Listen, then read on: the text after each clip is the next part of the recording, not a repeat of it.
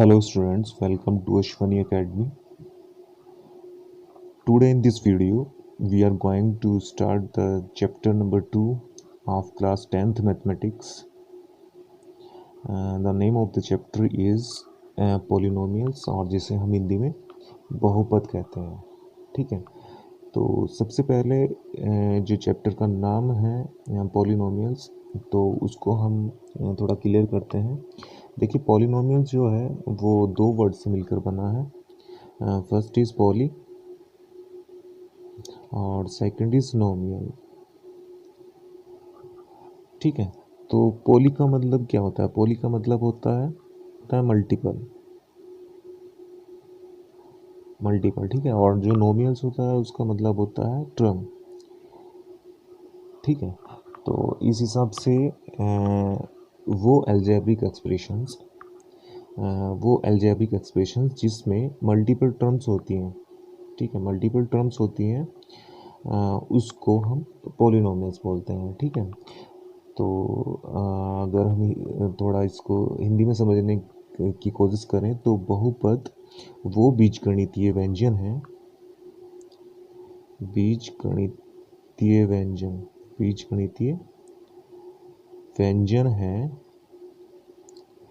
व्यंजन है जिसमें बहुत सारे पद होते हैं. ठीक है, बहु का मतलब बहुत सारे, बहुत, और पद तो है ये पद. ठीक है, तो बहुपद वह बीजगणितीय व्यंजन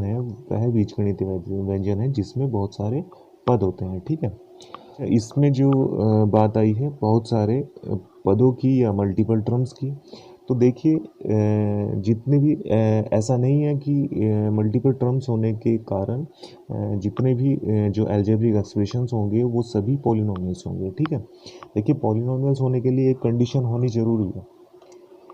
ठीक है, अब पॉलिनोमियल्स में कंडीशन क्या है मैं आपको बताऊंगा. उससे पहले मैं आपको बताता हूँ जो पॉलिनोमियल्स होते हैं या बहुपद जो होते हैं, पॉलिनोमियल्स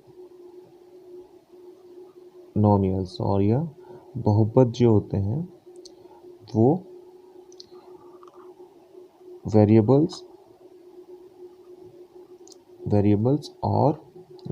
और कांस्टेंट से मिलकर बने होते हैं. तो वेरिएबल्स को हम हिंदी में चर बोलते हैं और कांस्टेंट को हम अचर बोलते हैं. ठीक है, तो जो बहुपद होता है वो चर और अचर से मिलकर बना होता है. तो किसी भी अलजेब्रिक एक्सप्रेशन के यानी कि बीजगणितीय व्यंजन के पॉलिनोमियल्स होने की जो कंडीशन है वो ये है कि जो इसमें वेरिएबल्स जो इस्तेमाल होते हैं, जो वेरिएबल्स इसमें होते हैं, जो यानी कि चर होते हैं, उसकी जो पावर होती है वो हमेशा पॉजिटिव होगी. ठीक है, पॉजिटिव होगी.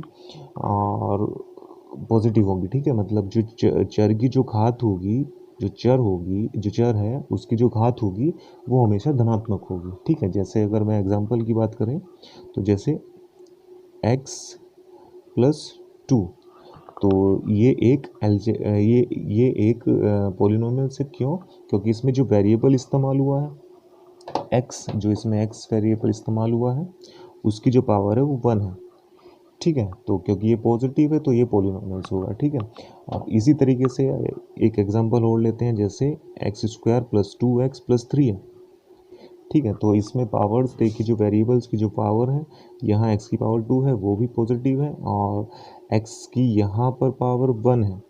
ठीक है, तो ये इस तरीके से, क्योंकि जो वेरिएबल्स हैं, जो चर हैं, उनकी पावर जो घात हैं वो धनात्मक है यानी कि पॉजिटिव है, तो ये इस तरीके की जो अलजेब्रिक एक्सप्रेशंस होंगे वो पॉलिनोमियल्स होंगे. ठीक है, जो पॉलिनोमियल्स नहीं होंगे उनके एग्जांपल देखते हैं. जैसे अगर हमारे पास में गिवन है x माइनस टू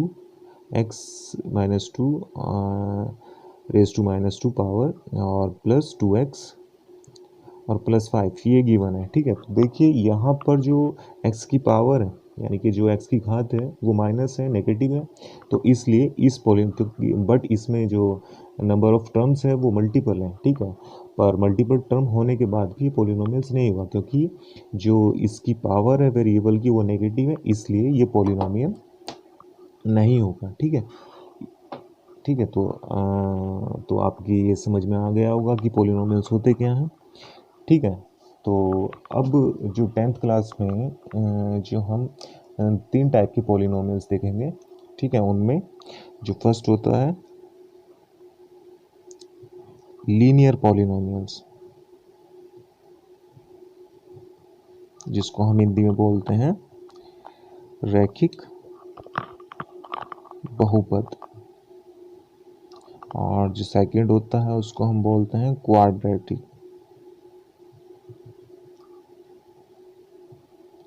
पॉलिनोमियल, जिसको हम हिंदी में बोलते हैं द्विघात बहुपद। और इसके बाद में थर्ड जो है वो है क्यूबिक पॉलिनोमियल।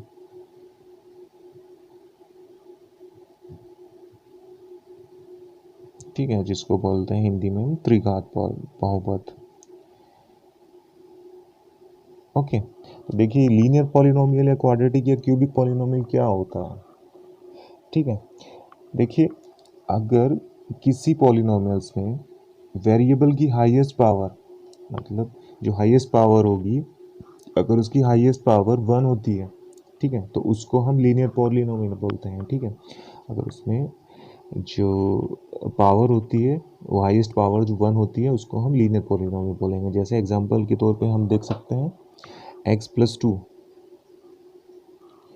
ठीक है, क्योंकि इसमें x की पावर जो हाईएस्ट पावर जो x की है वो 1 है। ठीक है, तो इसलिए इस तरीके का जो पॉलिनोमियल होगा वो लीनियर पॉलिनोमियल कहलाएगा। ठीक है,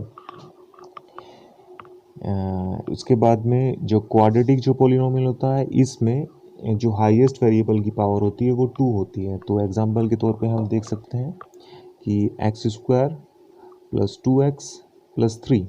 ठीक है, तो इस तरीके के जो पॉलिनोमियल्स होंगे, क्योंकि x की जो हाईएस्ट पावर जो है यहाँ पर 2 है, हाईएस्ट पावर हमें देखना है। जो वेरिएबल्स की हाई मतलब चर जो होगा, चर की जो मैक्सिमम जो सबसे बड़ी घात होगी उसको हम देखेंगे और उसके बेसिस पर ही हम बहुपद बताएंगे कि वो बहुपद कौन सा है। ठीक है, तो क्योंकि इसमें जो हाईएस्ट पावर है वो 2 है, तो इसलिए ये द्विघात बहुपद होगा। ठीक है, उसके बाद में जो क्यूबिक पॉलिनोमियल्स होते हैं उसमें हाईएस्ट जो पावर होती है वो 3 होती है। ठीक है, तो अगर हाईएस्ट पावर जो हाईएस्ट जो घात है, जो सबसे बड़ी जो घात है, अगर वो 3 है, तो तब हम उस केस में उस पॉलिनोमियल्स को क्यूबिक पॉलिनोमियल्स बोलेंगे। ठीक है, जैसे 2x³ + 4x² + 2x और +3।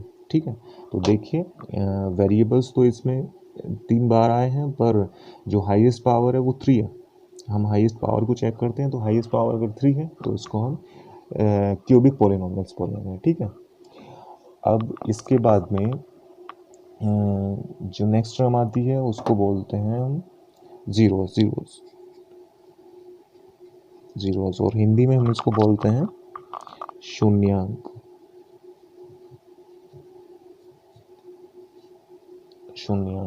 ठीक है, तो देखिए शून्यांक क्या होता है।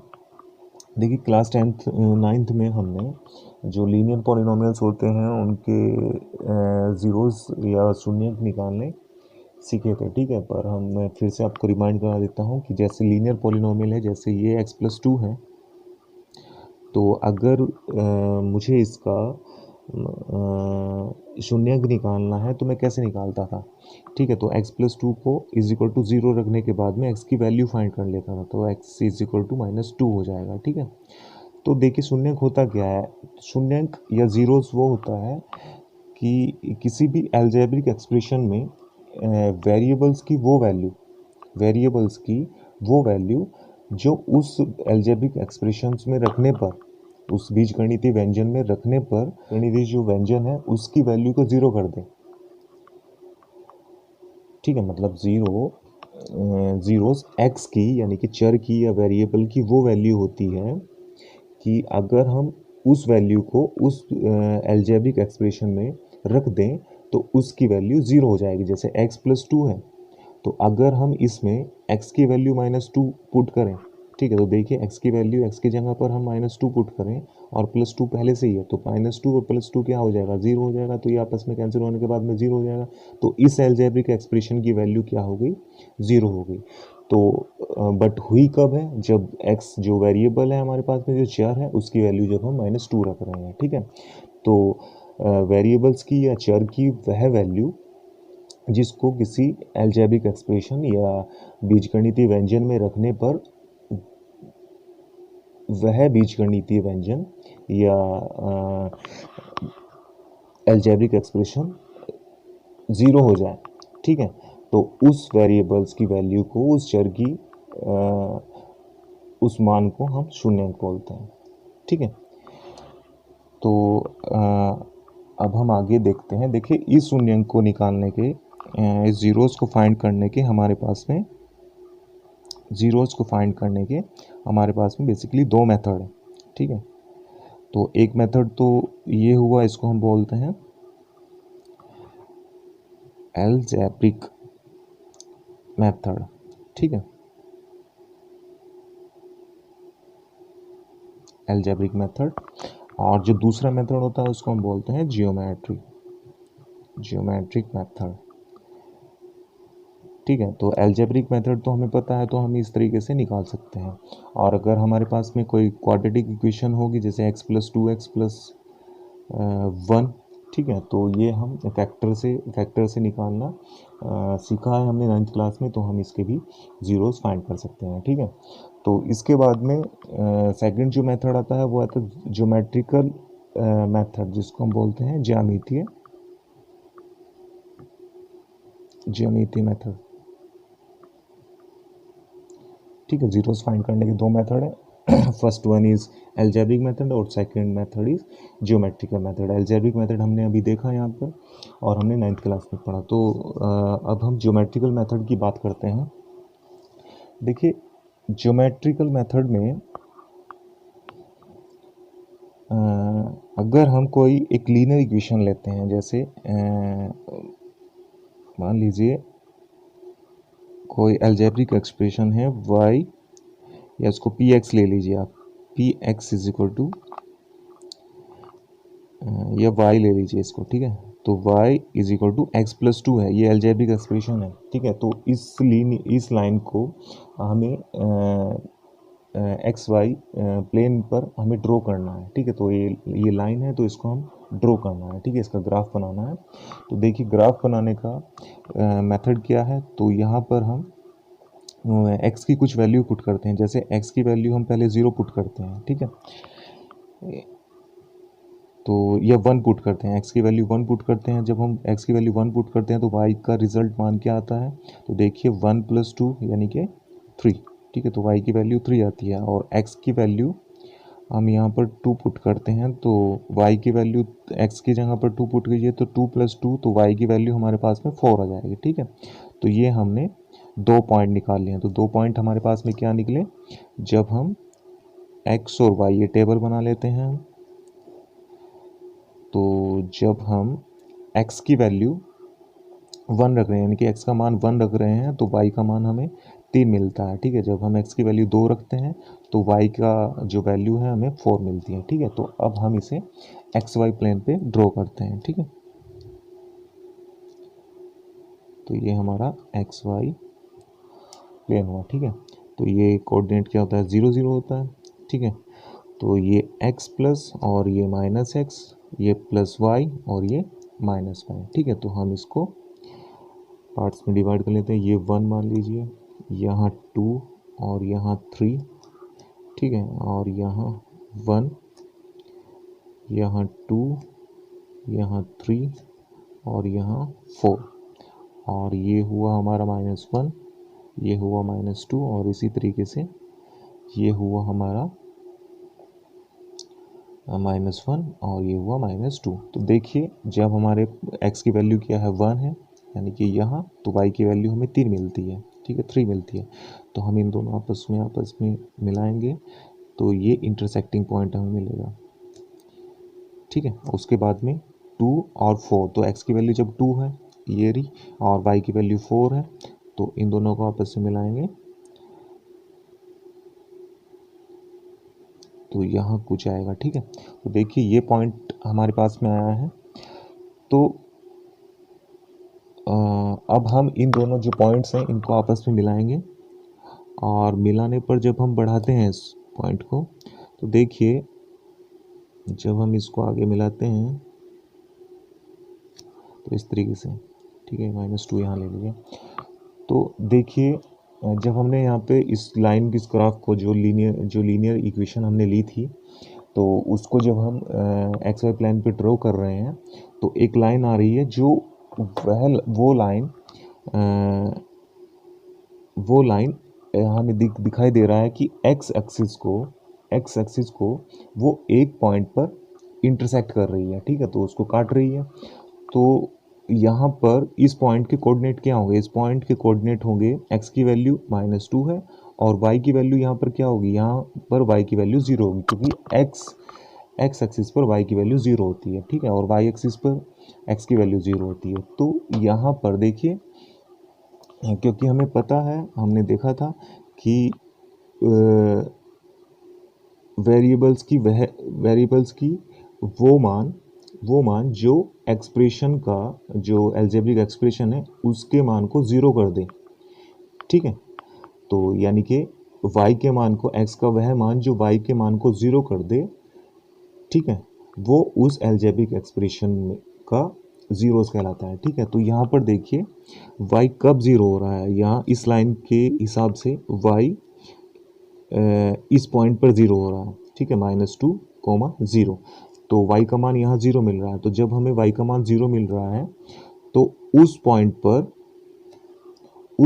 पर जो x का मान होगा, यानी कि -2, x का मान जो -2 होगा, वो इस एल्जेब्रिक एक्सप्रेशन, यानी कि इस बीजगणितीय व्यंजन के लिए, इस बीजगणितीय व्यंजन के लिए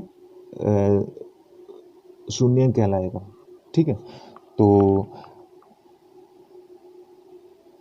तो इस तरीके से जो ज्योमेट्रिकल मेथड है, तो उससे हम जीरोस फाइंड कर सकते हैं। क्योंकि ये लीनियर इक्वेशन है, तो इसके जो जीरोस निकलते हैं वो एक ही जीरो निकलेगा, क्योंकि वो एक ही पॉइंट पर कट करेगा, ठीक है। इसी तरीके से अगर हमारे पास में क्वाड्रेटिक इक्वेशन होती है, यानी कि द्विघात जो समीकरण होती है, अगर हम उसकी बात करते हैं, तो हमें पता है कि जो द्विघात समीकरणें होती हैं, या क्वाड्रेटिक पॉलिनोमियल्स जो होते हैं, ठीक है, उनका जो ग्राफ बनता है वो पैराबोला शेप में होता है, यानी कि परवलय की शेप में होता है,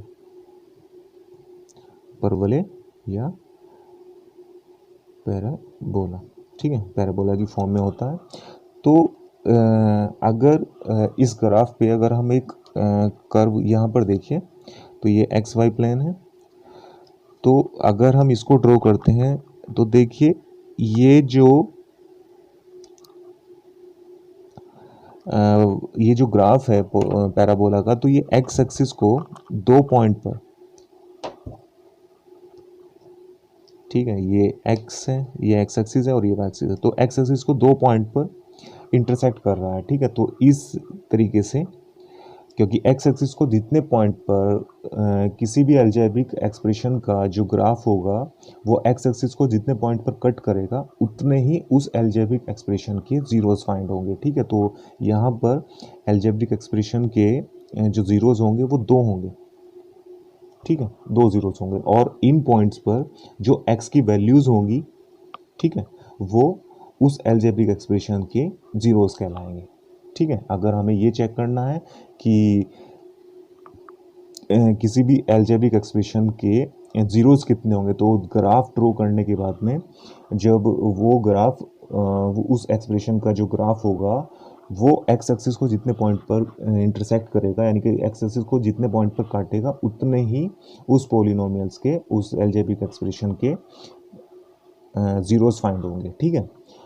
और अगर हमें उन जीरोस के वैल्यूज़ फाइंड करनी है, तो उन्हीं पॉइंट पर, जो पॉइंट्स हैं, जो इंटरसेक्टिंग पॉइंट है, उन पे जो एक्स के मान होंगे वो जीरोस की मान होंगे, ठीक है, वैल्यूज़ होंगे, ठीक है। तो इस तरीके से हम जो ज्योमेट्रिकल हमारा मेथड है, जो ज्योमेट्रिकल मेथड है, उससे हम जीरोस को फाइंड कर सकते हैं, ठीक है। तो इन सभी बातों को ध्यान में रखकर हम एक्सरसाइज नंबर 2.1 करेंगे, ठीक है। तो देखिए इसका जो 2.1 का क्वेश्चन नंबर फर्स्ट है, उसको हम देखते हैं। ओके, तो देखिए क्वेश्चन नंबर फर्स्ट में हमें 6 पार्ट में फर्स्ट पार्ट के जो 6 पार्ट हैं उसमें कुछ ग्राफ्स दिए हुए हैं, पॉलिनोमियल्स के कुछ ग्राफ्स दिए हुए हैं, तो उनके बेसिस पर हमें find the number of zeros find करने हैं ऑफ पी एक्स। ठीक है, तो कितने उसमें ज़ीरोज़ होंगे वो हमें फाइंड करने हैं। देखिए अभी हमने थोड़ा समझा था कि नंबर ऑफ़ ज़ीरोज़ यानी कि कितने पॉलिनोमियल्स में कितने ज़ीरोज़ होंगे, उनकी संख्याएं बताने के लिए हमें ग्राफ को देखना होता है। ग्राफ में उस पॉलिनोमियल्स का जो ग्राफ है वो एक्स एक्सिस को जितनी बार इंटरसेक्ट करेगा, मतलब एक्स एक्सिस को वो जितनी बार काटेगा उतने ही उस पॉलिनोमियल्स की ज़ीरोज़ होंगे। ठीक है, कि उतने ही नंबर ऑफ ज़ीरोज़ फाइंड होंगे। ठीक है, तो फर्स्ट केस में देखिए ये एक्स एक्सिस ये है और ये एक्स एक्सिस के ऊपर से पॉलिनोमियल्स का ग्राफ गया है, तो ये एक्स एक्सिस को इंटरसेक्ट नहीं कर रहा है। ठीक है, तो उसको काट नहीं रहा है, तो इस केस में नंबर ऑफ ज़ीरोज़ बराबर 0, मतलब इसमें कोई भी ज़ीरोज़ नहीं होगा।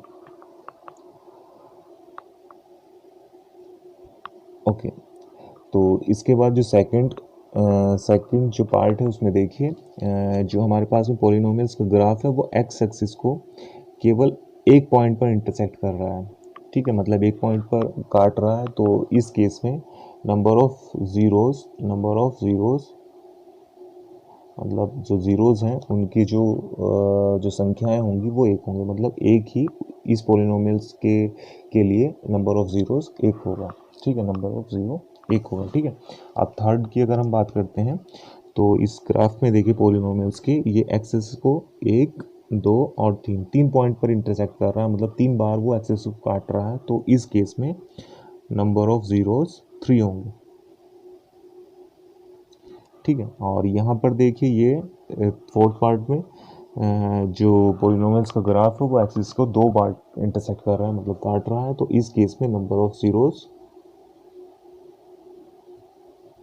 2 होंगे। ठीक है, तो इस तरीके से हम फाइंड कर सकते हैं, बड़ा इजी है। उसके बाद में जो सिक्स पार्ट है इसका, नहीं फिफ्थ पार्ट है, तो उसमें देखिए फिफ्थ पार्ट में जो हमारे पास पॉलिनोमियल्स का ग्राफ है वो एक्स एक्सिस को 1, 2, 3 और 4, मतलब 4 पॉइंट्स पर काट रहा है, मतलब उसको इंटरसेक्ट कर रहा है, तो इस केस में नंबर ऑफ ज़ीरोज़ 4 होंगे। ठीक है, और जो सिक्स पार्ट है उसमें देखिए ये 1.2 और 3, मतलब 3 बार वो इंटरसेक्ट कर रहा है उसको, इंटरसेक्ट या एक केस में वो इंटरसेक्ट कर रहा है और दूसरे केस में वो एक्सिस को टच कर रहा है, तो वो जो टच है वो भी इंटरसेक्ट में ही आएगा।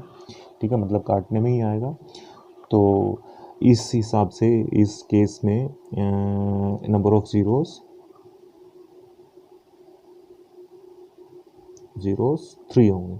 ओके, तो इस तरीके से हम जो शून्यंक है, नंबर ऑफ ज़ीरोज़ या शून्यंकों की जो संख्याएं हैं कितने शून्यंक होंगे, तो उसको हम फाइंड कर सकते हैं। ठीक है, तो इस वीडियो में आज के लिए बस इतना ही। बाकी की जो एक्सरसाइज है 2.2 उसको हम नेक्स्ट वीडियो में देखेंगे, उसके क्वेश्चंस को सोल्व करेंगे। Thank you for watching.